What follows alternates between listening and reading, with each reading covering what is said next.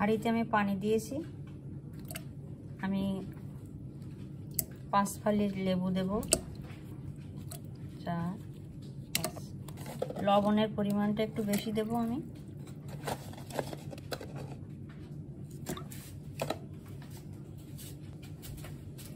মুরগিটা দিয়ে দেব।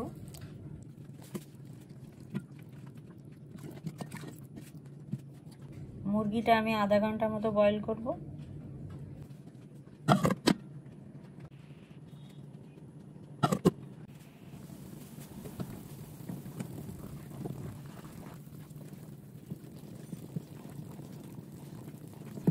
এটা লবণ আর লেবু দিয়ে সিদ্ধ করে নিলে ফার্মের মুরগির যে গন্ধটা সেটা আর লাগবে না।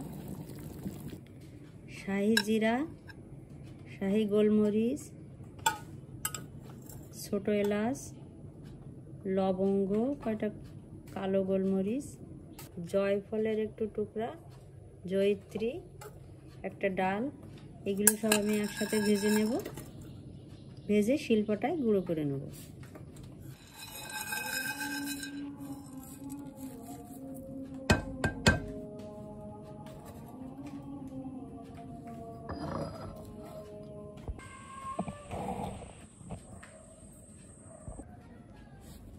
মুরগি মুসাল্লাম বানানোর জন্য আমি যে যে মশলাগুলো ব্যবহার করব, টমেটো সস, গোলমরিচ, শুকনা মরিচ, ধনে গুঁড়ো, লবণ, একটু টেস্টিং সল্ট, হলুদ গুঁড়ো, চাট মশলা, আদা বাটা, রসুন বাটা, জিরে গুঁড়ো, আস্ত রসুন, কাঁচামরিচ, আর ধনে পাতা, আর ভেজে রাখা সেই মশলাগুলো।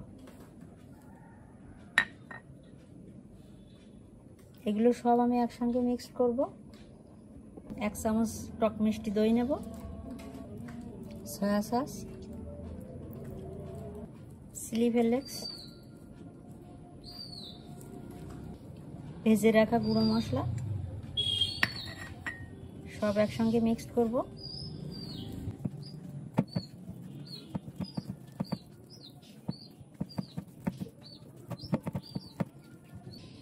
একটু জাফরানের পানি দেব।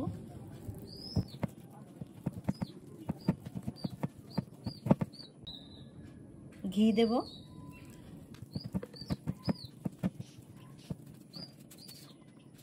এখন আমি এই মুরগির গায়ে মশলাগুলো সব অ্যাপ্লাই করব।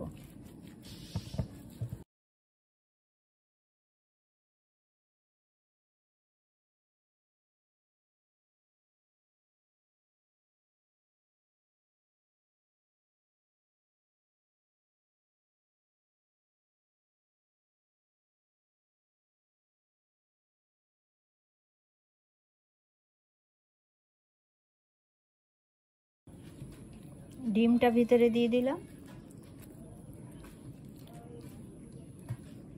ধনে পাতা, কাঁচা লঙ্কাগুলো দেব, আর কাঁচা রসুনগুলো এর ভিতরে দিয়ে দেব।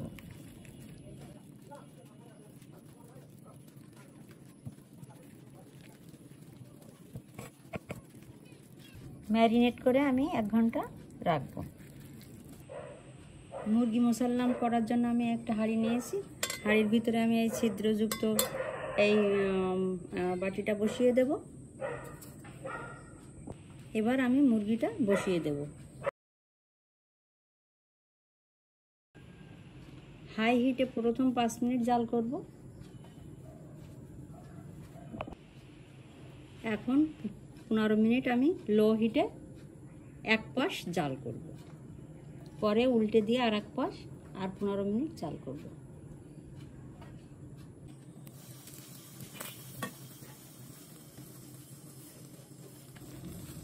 এখন এই পাশটা উল্টে দেব।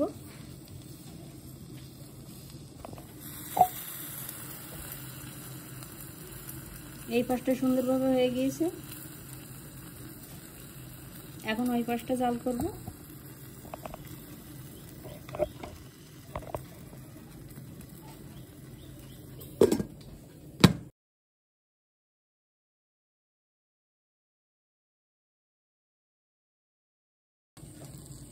স্মোকি ফ্লেভারের জন্য কয়লাটা পুড়িয়ে দিলাম, একটু ঘি দিয়ে দিলাম।